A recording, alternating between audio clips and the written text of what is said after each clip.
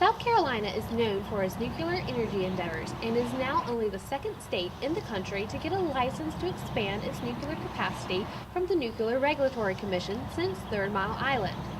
VC Summer, located north of Columbia, is building 2 nuclear reactors, but not everyone is pleased. There's no way to patch it. Tom Clements of the Alliance for Nuclear Accountability is pro-nuclear power when it is the safest and cheapest form of energy, but he has some concerns about the VC Summer project. It's a socialistic project that passes the benefits to the company and all the risk on the back of the ratepayers, and there's other risks. The new reactors are going to cost roughly $9.8 billion to construct, and they won't be in working order until 2018. But the way SC&G is going about getting the money for the project has raised some concerns. In 2007, the government passed the Base Load Review Act that allows any capable energy company to charge its customers a percentage higher than normal to cover the cost of construction.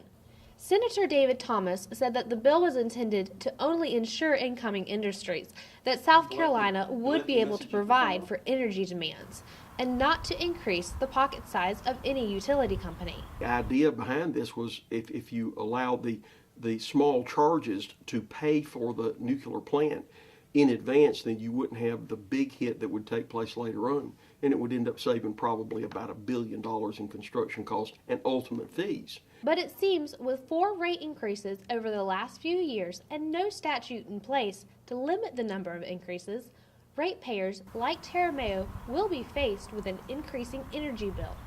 There was over a $60 jump 1 month in the wintertime.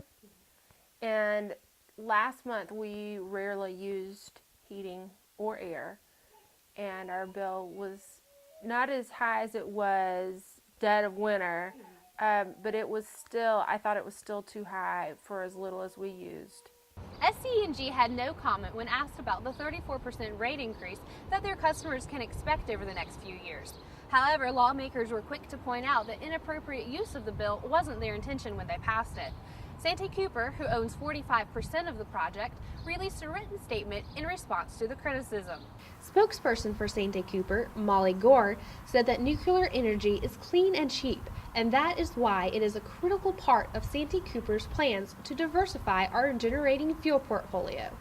But when a customer can expect an increase in their utility bill to cover construction costs, one has to wonder at what cost is this coming for the ratepayers. 34% increase, then that's a half month of food for us. And I'm going back to school. My husband's the only one that works. I have 2 children under 2 years old. That's a big deal. And it seems ratepayers like Tara are the ones hardest hit by South Carolina's expanding nuclear horizons. Katie Gear, The Nerve.